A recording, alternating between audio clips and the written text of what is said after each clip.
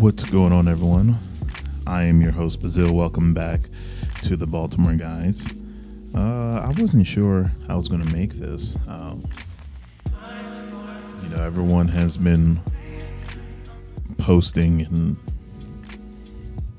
making their own videos or audio regarding the situation between George Floyd, Ahmaud Arbery, and Breonna Taylor, and I didn't feel myself necessary to give my 2 cents because I wanted to find out what I could do to actually start implementing some change in the narrative, actually start doing things to make a difference.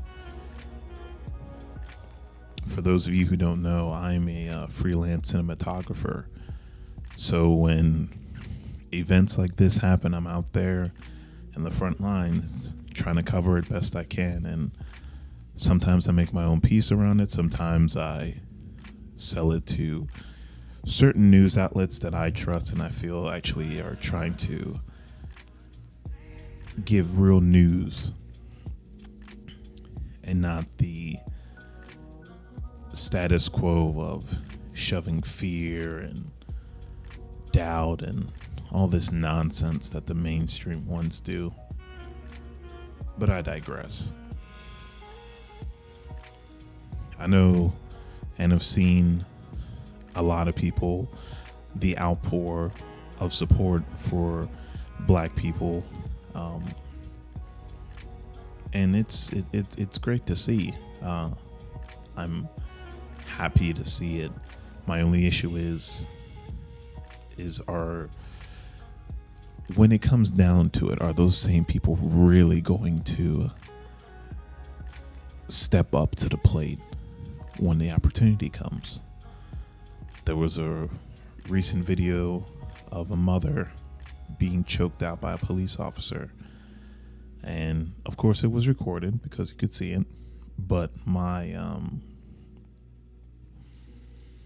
point is now, if we're as tired as we say we are, put the phone down. Go and help that parent out. Get that officer off of her. Whatever the case, you've got to be willing now to get your hands dirty. Recording it and posting it online, that's easy. Anyone can do that, clearly. But in that time when potentially someone could lose their life, are you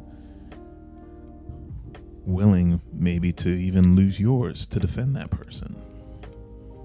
Because that's a real possibility. Or a friend of yours, for you white people, if a friend of yours is berating and being disrespectful for a minority, are you going to check that friend of yours, someone you may have known for years and never displayed that kind of output in front of you until now? Are you willing to call that person out? Are you willing to correct the situation then and there? For all these cops and, even other white people just kneeling, forgive us. Don't kneel in front of me. Show it. I can make gestures and do stuff all the time, but when it comes to the time to prove that you're with me, are you going to do that?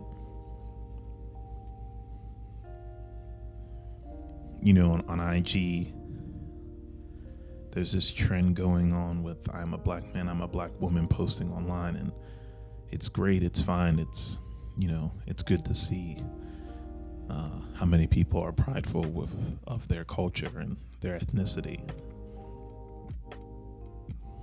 because many are not, and that's the sad part.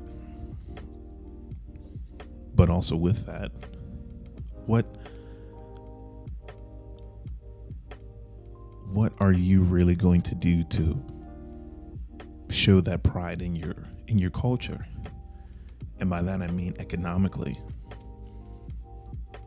Because and I've noticed this during my times filming protests and being out there, is that we speak out saying, oh, you need to listen to us. Protesters yelling at the police, oh, you don't even know my name, etc., etc. Although police are the problem, the bigger problem lies in Washington. There's people that have been sitting, whether it's Senate, Congress, for years. And their values and their viewpoints, you can track it. Look how old Bernie Sanders is. Joe Biden, that people seem to love. You can track Joe Biden. He supported Bill Clinton. Someone who LeBron said, oh, you are the quote unquote first black president. Do you know that Bill Clinton implemented the 3-strike rule? His wife calling us thugs. Joe Biden calling our people thugs. Yet these are the people who you say, oh, they look out for me. No, they don't. People can hate Trump all you want. Shit, I hate him. But he's not the reason this country's divided. This country's never been united. If you're an American and 9/11 couldn't bring us together, these killings of unarmed black people is not going to bring us together. A lot of people were saying, oh, this is the turning point. This is the new chapter. This is it, guys. This is it. I believe it when I see it. And I apologize to those who makes this, if it seems I'm being pessimistic, I'm not trying to be, but the reality is that I've seen this same cycle before too. I've seen it where someone is killed. It's put online. It's reported on the news. We protest, riot, funeral happens. All these people come out saying, oh, it's time for change. You have Jesse Jackson and the skeleton Al Sharpton. The same speech. You've heard it before again and again. And then nothing. Nothing happens. And that's just my greatest fear. I don't want to get my hopes up for something where I don't feel is really going to happen until I see it. And a lot of that starts with us. For me personally, over the past few years, I can't even recall. I've never tried so hard to support black business like I have. Because, like it or not, money is power.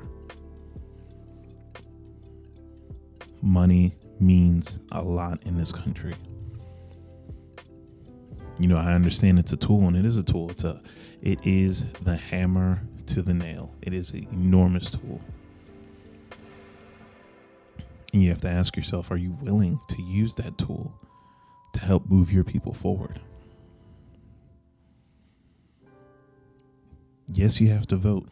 Yes, you have to get those old farts out of there that have been implementing stuff since the 40s or even before then. That is clearly not benefiting anyone, especially if you're a minority. But for black people in this country, are you willing to take your dollar to support your own? Because that's where it starts. Sure, that business you might not like. You might have problems with that business. That doesn't mean you stop it completely. When you go to a restaurant and you don't like the food that you have, you tell the manager, hey, I like you guys. I want to support you guys. But I just had a bad experience. Now it's up to that person. Am I going to do what I can to help make this customer's experience the best? Or I'm just going to say F them. And if that's the case, okay, bam. Move on.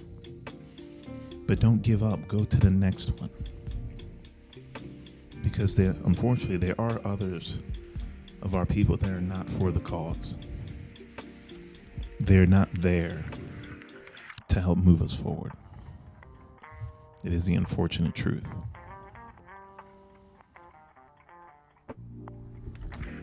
But for us to move forward, it needs to start there. It needs to start economically. Education. Basic math skills in English and all that, that's great. That's fine and dandy. But people truly need to know their history. Truly need to know the great things that people have done in this country.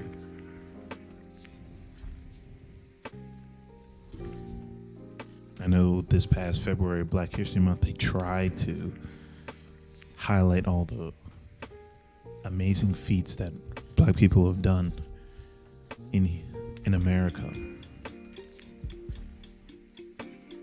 But to the victor goes the spoils. To the victor, history is written. And there's a lot that Black people have contributed to this country. A lot that has been stolen, taken credit for, that was originally done by the Black man, that you need to know. And you don't need to go to the library to find that out.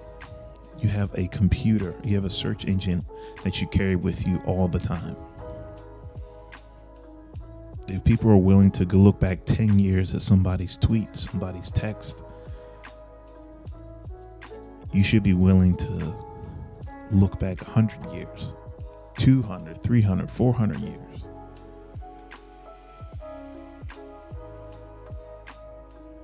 And see the foundations, the inventions, the breakthroughs that our people have done in this country.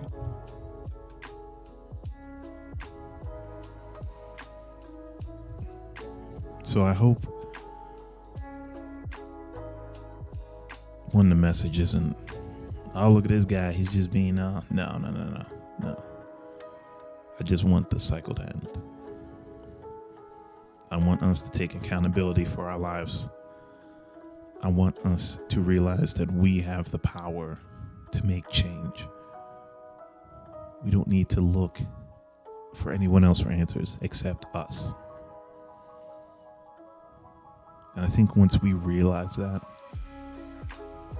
put aside our petty differences, gangs, killing each other for what? We understand that we're the ones who need to start the change. Then and only then can the cycle end. Thank you guys for listening. I look forward to speaking with you again. I might try these solo podcasts again if they're not too boring. But at the end of the day, I just want to help inform you guys and help change the narrative and do what's necessary for our people. Take care, everyone.